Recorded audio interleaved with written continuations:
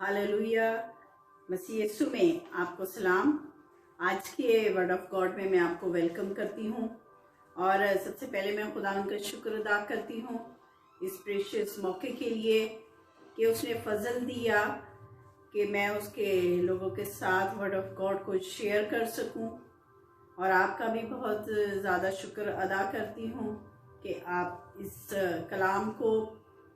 जो कि खुदा का है, जो कि खुदा की तहरीर से दिया जाता है, आप उसे ईमान से रिसीव करते हैं।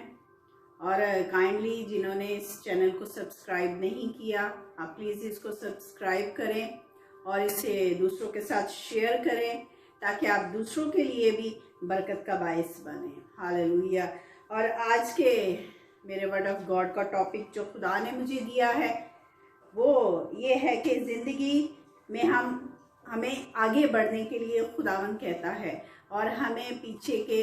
और पास्ट की बातों को याद करके हमें उनको रुकावट, आप सब कह सकते हैं कि वो रुकावटें हैं और उनकी वजह से हमें अपने कदम को नहीं रोकना बल्कि हमें आगे बढ़ना है। हालेलुया। इसके हवाले से जब हम कलाम खुदा में देखते हैं, मूसा की क़यादत में जब बनी इसराइल जो है वो मिस्र की ग़ुलामी से निकलते हैं, खुरूज की किताब उसका 14वां बाब और उसकी 15वीं और 16वीं आयत में कुछ इस तरह से लिखा है। 15वीं और 16वीं आयत में कुछ इस तरह से लिखा है, और खुदावंद ने मूसा से कहा कि तू क्यों मुझसे फरियाद कर रहा है? बनी इसराइल से कह कि वो आगे बढ़े, और तू अपनी लाठी उठाकर अपना हाथ समुंदर की तरफ बढ़ा और उसे 2 हिस्से कर, और बनी इसराइल समुंदर के बीच में से खुश्क ज़मीन पर चलकर निकल जाएंगे। यानी बनी इसराइल जो है और वो खुदा से फरियाद कर रहे हैं और खुदा ने उनकी फरियाद और उनकी दुआ को सुनकर कहा है कि तुम लोग क्यों जो है वो रुके हुए हो, बल्कि आगे बढ़ो, क्योंकि खुदा की परमिशन उनके साथ है, खुदा का साथ उनके साथ है। और खुदा ने कहा है कि मैंने तुम्हें अच्छा दिया है, तुम उसका इस्तेमाल करो और तुम्हारे रास्ते की सारी रुकावट जो समुंदर है वो हट जाएगी और तुम्हारे लिए रास्ता बन जाएगा। ये खुदावन ने उनके लिए मौजज़ा किया। लेकिन बनी इसराइल जब हम ऊपर की आयत को पढ़ते हैं, इसी बात की 10वीं और 12वीं आयत में कुछ इस तरह से लिखा है, और जब फ़िरौन नज़दीक आ गया तब बनी इसराइल ने आंख उठाकर देखा कि मिस्री उनका पीछा किए चले आते हैं और वो निहायत खौफज़दा हो गए। तब बनी इसराइल ने खुदावन से फरियाद की और मूसा से कहने लगे, क्या मिस्र में कब्रें ना थी जो तू हमको वहाँ से मरने के लिए बियाबान में ले आया है? तूने हमसे ये क्या किया कि हमको मिस्र से निकाल लाया? क्या हम तुझसे मिस्र में ये बात ना कहते थे कि हमको रहने दे कि हम मिस्रियों की खिदमत करें, क्योंकि हमारे लिए मिस्रियों की खिदमत करना बियाबान में मरने से बेहतर होता। यानी वो अपने पिछले पास्ट को और माजी की सारी बातों को याद करके अब इस मौके पर वो बुड़बुड़ा रहे हैं मूसा के ऊपर और उसे कह रहे हैं कि हमारे लिए यही अच्छा था कि हम मिस्र में रहते और उनकी गुलामी में रहते। यानी उन्हें आगे जो खुदा ने उनके लिए बरकत रखी है, जो खुदा ने उनके लिए एक ऐसा मुल्क रखा है जहां दूध और शहद बहता है, वहां पर जाने के लिए जो है वो छोटी सी मुश्किल को, आजमाइश को देखकर वो जो है वो डर जाते हैं कि वो फौजी और फिरौन की रथ जो है उनके पीछे हैं और वो खौफजदा हो जाते हैं और माजी की बातों को यहाँ पे याद करते हुए आगे जाने से कतरा रहे हैं और घबरा रहे हैं। हालांकि खुदा की परमिशन उनके साथ है और खुदा उन्हें कहता है कि तुम लोग ना डरो बल्कि आगे बढ़ो। इसी तरह से आज हम पूरी दुनिया में जब देखते हैं तो ये आलमी वबा ने जिसने دنیا کے کاروبار جو ہے وہ مفلوج کر دیے ہیں، لوگ بے روزگار ہو چکے ہیں، اور لوگ اسی طرح اپنے گزرے ہوئے سارے سال کو دیکھ کر پریشان ہیں کہ وہ کس طرح سے اس کو پورا کر پائیں گے، اور کمپنیز جو ہیں وہ دیوالیہ ہو چکی ہیں، لوگ بینکوں سے قرضے لے کر پریشان ہیں کہ کس طرح سے ان سارے سلسلوں کو پورا کیا جا سکے۔ بے شک خدا کا کلام ہمیں تسلی دیتا ہے، اور جب ہم نظر کرتے ہیں تو یہ نقصان پوری دنیا کے لیے جو ہے وہ بہت زیادہ ہے، لیکن عزیزو جو گزر گیا، جو کچھ ہو گیا، ہم اسے واپس نہیں لا سکتے۔ خدا ہم سے آج یہی کہتا ہے کہ ہمیں ان ماضی کی ساری باتوں کو بلا کے اپنے مائنڈ کو فریش کر کے ہمیں آگے فیوچر کی طرف اپنے قدم کو بڑھانا ہے۔ اس کے لیے خدا کہتا ہے کہ ہمیں پرمیشن کرنی ہے، کیونکہ ان ماضی کی باتوں کو، ماضی کے نقصان کو یاد کر کے ہمارا کوئی فائدہ نہیں ہونے والا، اس سے ہمارا دل دکھے گا، اور اس سے وہ انرجی جو ہے وہ وہیں پر ویسٹ ہو جائے گی جو ہم آگے اپنی اسٹرگل کے لیے ٹرائی کر سکتے ہیں۔ تو اس لیے خدا کا کلام ہمیں کہتا ہے کہ ہمیں آنے والی چیزوں کی طرف فوکس کرنا ہے، جس طرح سے فلپیوں 3 باب میں خدا کے کلام میں لکھا ہے، فلپیوں 3 باب اور اس کی 13ویں آیت میں پالوس رسول فلپیوں کی کلیسیا کو لکھتا ہوا کہتا ہے کہ جو چیزیں پیچھے رہ گئی ہیں ان کو بھول کر آگے کی چیزوں کی طرف بڑھنا ہے۔ جس طرح سے خدا کا کلام ہمیں کہتا ہے کہ ہمیں ماضی کے جتنے بھی نقصان ہیں، جو بھی ہم نے کھویا ہے ماضی میں، ان ساری باتوں کو بھلا کر ہمیں آگے کی طرف اپنی جو ہے وہ سوچوں کو بھی کرنا ہے اور اپنے قدم کو بھی بڑھانا ہے۔ بے شک اسٹوڈنٹس کا بھی اس پورے سال میں بہت نقصان ہو چکا ہے، ابھی اسٹوڈنٹ جو ہے وہ انہیں ڈبل محنت کرنی پڑے گی، لیکن ہم خدا کا کلام کہتا ہے کہ ہمیں پریشان ہونے کی ضرورت نہیں، بلکہ ہمیں اپنی انرجی کو جو ہے وہ ریسٹور کرنا ہے، تاکہ ہم آنے والی سارے سلیبس کو جو ہے وہ آپ پورا کر پائیں، اور اپنی انرجی بجائے پچھلے سال کی ساری باتوں کو یاد کر کے ضائع کرنے کے بجائے ہمیں آنے والے سال کے لیے اور آنے والے ایگزام کے لیے تیاری کرنی ہے۔ خدا کہتا ہے کہ خدا کا ساتھ آپ کے ساتھ ہے، اور آپ کو جو ہے وہ آگے بڑھنا ہے۔ ہاللیلویہ۔ اور اسی طرح سے ہم دیکھ لیتے ہیں کہ ان خاندانی زندگی جو ہے وہ ہمارے لیے بہت امپورٹنٹ ہے، اور بعض خاندان ایسے بھی ہوتے ہیں جہاں پر لڑائی جھگڑے کی وجہ سے، ناراضگی کی وجہ سے، یا تلخ باتوں کو یاد کرنے کی وجہ سے آج کئی گھرانے جو ہیں وہ ٹوٹ پھوٹ کا شکار ہیں، کیونکہ بعض وقت ہم ان الزام کو، ان بلیمز کو جو ہے وہ اپنی یادوں سے، اپنے ذہنوں سے مٹاتے نہیں، جس کی وجہ سے ہمارے گھر کا پیس اور ہمارے گھر کی خوشیاں جو ہیں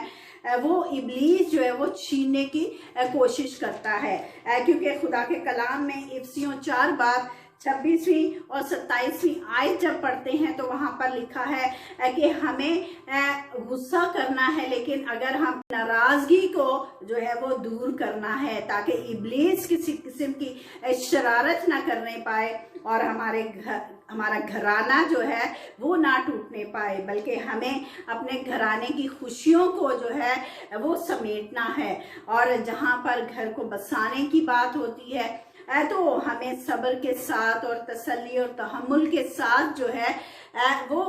کام لینا پڑتا ہے، تاکہ ہم اپنے گھر کی خوشیوں کو، اپنے گھرانے اور اپنی اولاد کی خوشیوں کو جو ہے وہ سنبھال سکیں، کیونکہ ابلیس کسی طور پر بھی ہمارے ریلیشن کو جسے خدا نے جوڑا ہے وہ اس طرح سے چھوٹی چھوٹی حرکتیں کر کے ان میں دراڑیں ڈالنے کی کوشش کرتا ہے، لیکن خدا کا کلام کہتا ہے کہ اگر ایسی کوئی بات ہے تو ہمیں پرانی ساری رنجشوں کو اور पुराने सारे इल्ज़ामात को और एक दूसरे की नाराज़गी को भूल कर आगे अपने घर को रिस्टोर करने के लिए अपने कदम को बढ़ाना होगा। अगर हम ऐसा करते हैं तो यकीनी तौर पर हमारा घराना जो है वो खुशहाल घराना हो सकता है। और ये हमें जो है एक बड़े इवेंट की जो है वो उम्मीद नहीं रखनी कि कोई बड़ा जो है वो होगा तो फिर ही हम आगे बढ़ेंगे, बल्कि खुदा कहता है कि टुडे इज़ अ डे, यानी आज ही वो दिन है जब आप अपना कदम जो है वो आगे की तरफ बढ़ा सकते हैं, ताकि आपका घराना रिस्टोर हो और आपके बच्चे और आपकी जो भी आपके घराने में आपकी फैमिली है वो हमेशा खुशियों और हमेशा मुसरतों में अपनी ज़िंदगी को बसर करे। हर किस्म की माजी की तल्ख बातों को और यादों को और अपने जहन से हम निकाल के आगे बढ़ सकते हैं, क्योंकि इन चीज़ों को अगर हम बहुत देर तक दिल में रखते हैं तो हमारे दिल में कड़वाहट आ जाती है और हमारे दिल से सुलह, मोहब्बत और अमन से रहने की जो स्पिरिट है वो जाती रहती है। तो खुदा का कलाम कहता है कि हमें इन सारी बातों को जो है अपने जहन से निकाल के आगे की तरफ बढ़ना है, क्योंकि खुदा के कलाम में लिखा है वाइज की किताब में कि ज़िंदगी में कई तरह के हालात आते हैं, अप्स एंड डाउन्स आते हैं। जिस तरह से गाड़ी में जब हम कहीं जा रहे होते हैं तो रास्ते में कई तरह से हमें रोड मिलते हैं, ऊंचे नीचे रास्ते होते हैं, यानी स्मूथ रास्ता हमें नहीं मिलता। तो अजीज़ों, इसी तरह से हमारे ज़िंदगी के वाक़यात हैं, यानी कभी भी ज़िंदगी के हालात स्टेबल या एक जैसे नहीं रहते, बल्कि ऊंच नीच जो है वो आती है। कभी एक घड़ी में हम खुशी देखते हैं तो दूसरी घड़ी में कुछ ना कुछ हमें जो है वो आजमाइश देखनी पड़ती है, क्योंकि खुदा के कलाम में लिखा है कि पैदा होने का भी वक्त है और मरने का भी वक्त है, यानी ये दोनों डेज खुदा ने ही इंसान के ऊपर मुकर्रर किए हैं। तो हमारे लिए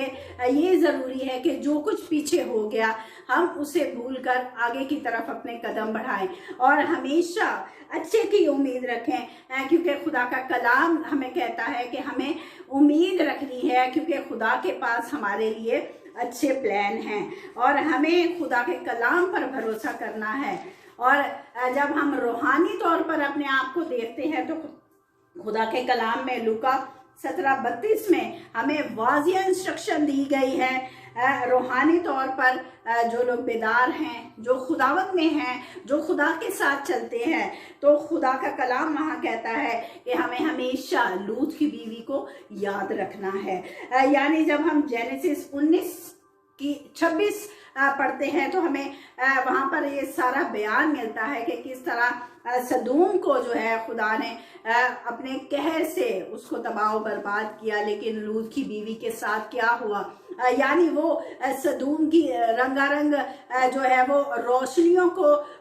रोशनियों में गुम हो गई और वहाँ की ऐशो इशरत में उसका दिल और उसका दिमाग गुम था। जब खुदा ने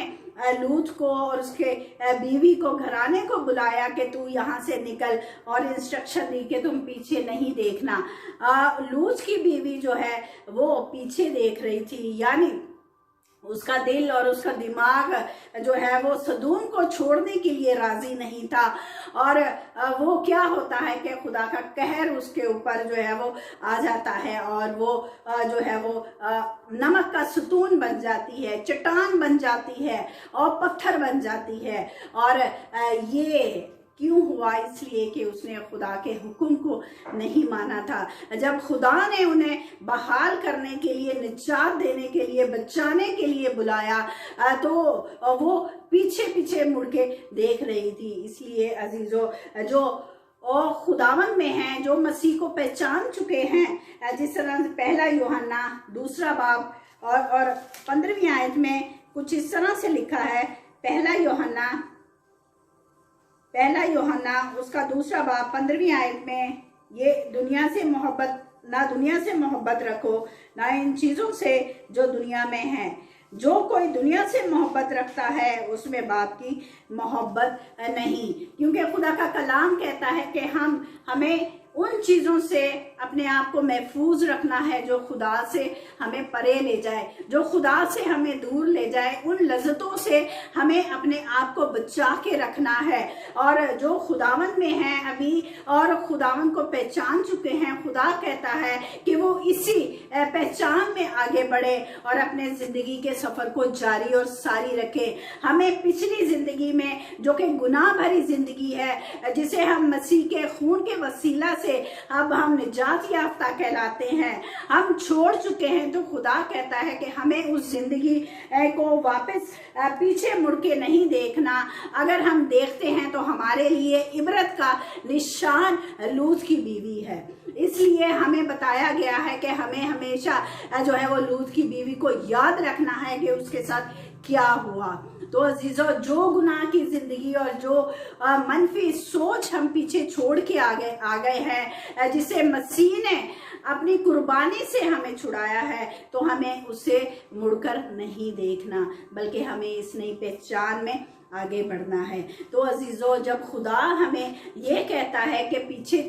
ہمیں یاد نہیں رکھنا، تو اس کا مطلب یہ ہے کہ آگے خدا نے ہمارے لیے برکات رکھی ہیں، اور وہ برکات رکھی ہیں جو کہ پچھلی چیزوں سے کہیں زیادہ جو ہے وہ برکت کا باعث ہیں۔ تو اس لیے ہمیں خدا پر ٹرسٹ کرنا ہے، اپنی روحانی زندگی میں بھی جو ہے وہ ہمیں ٹرسٹ کر کے آگے بڑھنا ہے کہ خدا ہمارے سارے اونچے نیچے راستوں کو ہموار کر کے ہمیں برکت دے گا۔ ہمیں خاندانی طور پر جو ہے وہ ہمیں ساری رکاوٹوں اور ساری زنجیروں کو ماضی کی توڑنا ہے، اس سارے بٹرنس کو توڑ کے ہمیں اپنے گھرانے میں پیس اور خوشیوں کو لانا ہے، تاکہ ہمارا گھرانہ مثالی گھرانہ بن جائے۔ اور ان سارے چیلنجز کو بھول کر ہمیں آگے بڑھنا ہے، تاکہ ہماری انفرادی پروگریس بھی ہو اور ہم اپنے گھرانے کی اچھی طرح پالنا کر سکے، ان کی ساری ضروریات کو پورا کر سکے۔ تو جو کچھ پاسٹ میں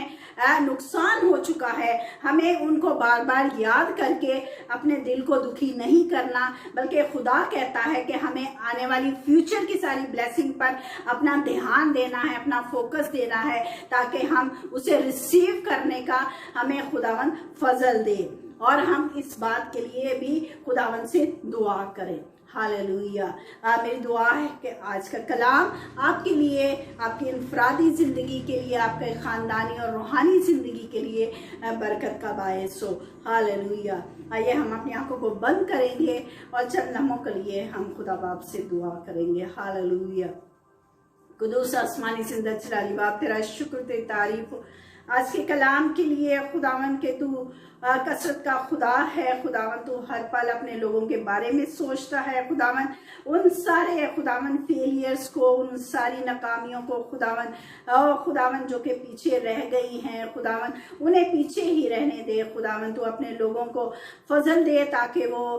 نئی زندگی میں آگے بڑھیں، اور آنے والی ساری رکاوٹوں کو ان کی خداوند تو یسوع کے نام سے دور کر، خداوند چاہے وہ خاندانی طور پر ہوں، خداوند روحانی طور پر، خداوند اور دنیاوی طور پر، خداوند تو اپنے لوگوں کو کثرت کی برکت دے۔ جو کچھ ہو چکے ہیں خداوند ہم پچھلے سال میں، خداوند تو یسوع مسیح کے وسیلہ سے خداوند تو اپنے لوگوں کو ڈبل ٹرپل اس سال میں برکت دے، یسوع مسیح کے وسیلہ سے مانگتے ہیں۔ Hallelujah, hallelujah. God bless you, C you next time.